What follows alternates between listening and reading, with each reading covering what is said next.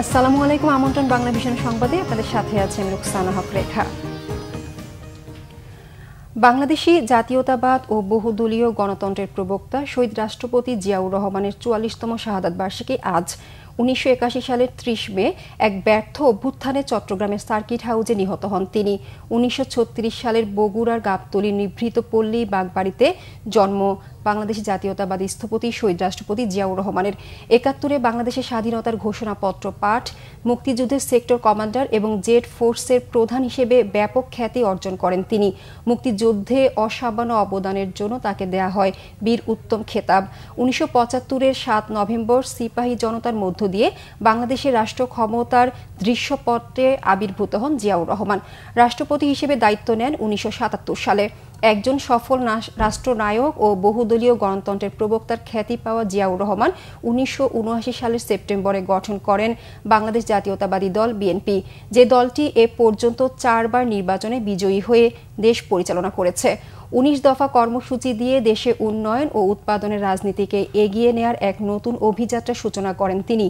মাত্র ৪ বছরের শাসন আমলেই কৃষি উৎপাদন, গার্মেন্টস শিল্পের বিকাশ, জনশক্তি রপ্তানি, নতুন নতুন কলকারখানা স্থাপন সহ দেশের স্বনির্ভরতা অর্জনে জিয়াউর রহমানের নেয়া উদ্যোগ ব্যাপক সাড়া জাগায়। বাজেট সহায়তা, রেলপথের উন্নয়ন এবং অনুদান হিসেবে বাংলাদেশকে $১০৬ কোটি দেবে জাপান। দেশটির প্রধানমন্ত্রী শিগেরু ইশিবার সঙ্গে প্রধান উপদেষ্টা ডক্টর মোহাম্মদ ইউনূসের বৈঠকে বিভিন্ন বিষয়ে ৬টি সমঝোতা স্মারক সই হয়েছে। বৈঠকে উন্মুক্ত ইন্দো প্যাসিফিকে বাংলাদেশের সমর্থনের কথা জানিয়েছেন প্রধান উপদেষ্টা। পরে যৌথ বিবৃতিতে রোহিঙ্গাদের স্থায়ী ও নিরাপদ প্রত্যাবাসনকে এই ইস্যুতে একমাত্র সমাধান বলে উল্লেখ করা হয়েছে। স্থানীয় সময় বেলা 11:30টায় জাপানের প্রধানমন্ত্রীর কার্যালয়ে পৌঁছালে বাংলাদেশের প্রধান উপদেষ্টাকে গার্ড অব অনার দেওয়া হয়। বৈঠকে দুই দেশের দীর্ঘস্থায়ী বন্ধুত্বের কথা স্মরণ করে কৌশলগত অংশীদারিত্বের প্রতিশ্রুতি পুনর্ব্যক্ত করেন দুই নেতা। শান্তি স্থিতিশীলতা নিশ্চিত করতে উন্মুক্ত ইন্দো প্যাসিফিকে সমর্থন জানিয়েছে বাংলাদেশ। রোহিঙ্গা সংকট সমাধানে সংশ্লিষ্ট দেশগুলোর মধ্যে আলোচনায় জোর দিয়েছেন জাপানের প্রধানমন্ত্রী।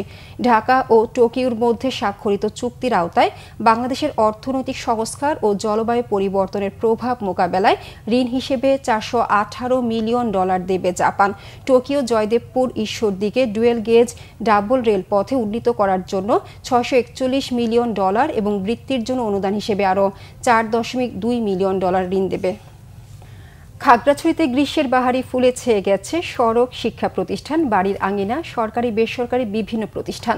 মুগ্ধতা ছড়াচ্ছে কৃষ্ণচূড়া, ক্যাসিয়া জাভারিকা, করকচূড়া, সোনালু, জারুল আর বাগানবিলাস। শোভাবর্ধনের পাশাপাশি এসব ফুল নজর কাড়ছে পর্যটকদের। খাগড়াছড়ি প্রতিনিধি HM প্রফুল্লের তথ্য ছবিতে একটি ডেস্ক রিপোর্ট। পার্বত্য জেলা খাগড়াছড়িতে মেঘ রোদ্দুরের লুকোচুরির সাথে নিঃসর্গের রূপ বহুগুণে বাড়িয়েছে বাহারি রঙের নানা জাতের ফুল। সড়কের দুপাশে বাসাবাড়ি আর অফিসগুলোতে পথচারীদের বাড়তি নজর কাড়ছে রাধাচূড়া, জারুল, সোনালী ফুল। সরকারি মহিলা কলেজ মানে ফুলের বাগান, অনেক সুন্দর। গ্রীষ্মকালে কৃষ্ণচূড়াটা অত্যন্ত জনপ্রিয়। ফুলগুলো দেখলে আমাদের প্রাণ জুড়িয়ে যায়। খালি জায়গাগুলোর মধ্যে যদি কিছু ফুল গাছ বা কিছু গাছ লাগায় তাহলে আমাদের শহরটা আরো সুন্দর হয়ে উঠবে এবং আরো সুন্দর দেখা যাবে। এবছর প্রকৃতি যেন আরো সজীব রঙের খেলায় আরো প্রাণবন্ত। একে জীব বৈচিত্র্যের ইতিবাচক প্রভাব বলে মনে করছেন কেউ কেউ। ইতিমধ্যে আমাদের যে খাগড়াছড়ি পৌরসভা, খাগড়াছড়ি নিউজিল্যান্ড যে সড়কে উদাল এবং পলাশ দুইটা, আর হচ্ছে বিদেশি দুইটা ফুল, সেটা হচ্ছে সোনালু এবং কেশিয়া, এই 4টা জাতের ফুল গাছ লাগাবে সৌন্দর্য বর্ধনের জন্য।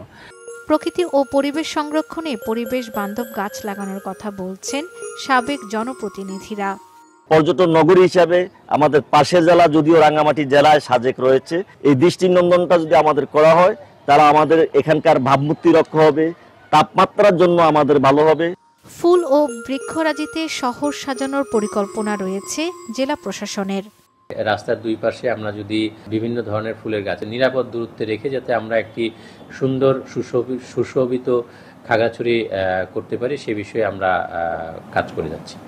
পরিকল্পনা অনুযায়ী সাজাতে পারলে জেলার পর্যটন শিল্প আরও সমৃদ্ধ হবে আশা স্থানীয়দের। Bangla vision news desk. যুক্তরাষ্ট্রের ফেডারেল আদালতের স্থগিতাদেশের ২৪ ঘণ্টা না যেতেই বিতর্কিত শুল্ক নীতি পুনর্বহাল করেছে আপিল বিভাগ। ফলে বহাল থাকল যুক্তরাষ্ট্রে রপ্তানি করা পণ্যে বাড়তি শুল্কের বোঝা। এতে আবার অনিশ্চয়তার আশঙ্কায় পড়েছে বৈশ্বিক পুঁজিবাজার। দুটি মামলায় বাণিজ্য আদালতের ৩ সদস্যের বেঞ্চ ট্রাম্পের বিতর্কিত বাণিজ্য নীতি স্থগিত করার পরদিন বৃহস্পতিবারই পরিস্থিতি পাল্টে যায়। হোয়াইট হাউজের আপিলের ধারাবাহিকতায় এই স্থগিতাদেশ প্রত্যাহার হয়। ওয়াশিংটনের ফেডারেল সার্কিট আপিল কোর্ট জানিয়েছে, আপাতত অস্থায়ী সময়ের জন্য নিম্ন আদালতের স্থগিতাদেশ কার্যকর করা যাবে না। মামলার বাদীদের ৫ জুনের মধ্যে আর ট্রাম্প প্রশাসনকে ৯ জুনের মধ্যে জবাব দিতে বলেছে আপিল আদালত। বাড়তি শুল্কারোপে স্থগিতাদেশের খবরে বুধবার যুক্তরাষ্ট্রের নিউ ইয়র্ক স্টক এক্সচেঞ্জ ছাড়াও নাসদাক, নিক্কি, সাংহাই, হংকং, ভারত সহ দেশে দেশে পুঁজি বাজারগুলোতে সূচকের উত্থানে দিন শেষ হয়। পরদিন বিতর্কিত শুল্কারোপ আবার পুনর্বহাল হওয়ায় পুঁজিবাজারে নেতিবাচক প্রভাব পড়ার আশঙ্কা করছেন বিশ্লেষকরা। গত ২ এপ্রিল বিশ্বের প্রায় সব দেশের উপর উচ্চ হারে আমদানি শুল্কারোপ করেন ট্রাম্প। বাণিজ্য ঘাটতিকে কারণ দেখিয়ে চীনের মতো কোনো কোনো দেশের উপর মাত্রাতিরিক্ত হারে শুল্কারোপ করা হয়। বিশ্ব বাজারে চরম অস্থিতিশীল পরিস্থিতি তৈরি হয় এতে। ক্রিকেট। পাকিস্তান সফরে আজ দ্বিতীয় টি-20 খেলবে বাংলাদেশ। লাহোরের গাদ্দাফি স্টেডিয়ামে বাংলাদেশ সময় রাত ৯টায় শুরু হবে ম্যাচটি। ৩ ম্যাচের সিরিজে প্রথম টি-20 ৩৭ রানে জিতে এগিয়ে পাকিস্তান।